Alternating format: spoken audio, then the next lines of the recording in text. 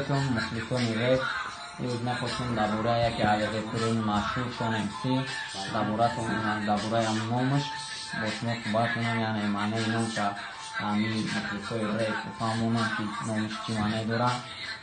خیلی در یک برنامه که همین سوالش میتم میگن همین نام چی معنی داره، میگن نام امریکن سیه معنیش نمیدونم. میگن اما خیلی دیدم ما نمیدونم که چیز آنی خیلی نشان میکنم بخون ببینیم که سنتمون بگو که ما این چیز آنی فکر کرده خیلی نبینیم شون امسی را هم میدونه که ماستر سلوف یعنی افتادی گرد میشن. ما شون نویسگی همینجا که میبینیم که هر یک همین حرفی همین هر بخشش معنی دارن.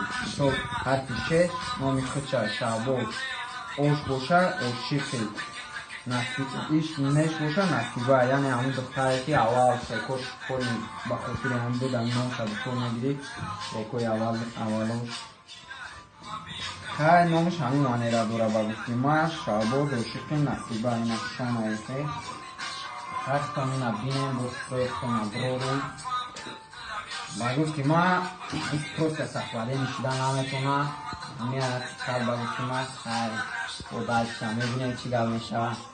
زنده باشین انشالله با ویدیوی بیشتر میسازیم. تا پناه الله باشین.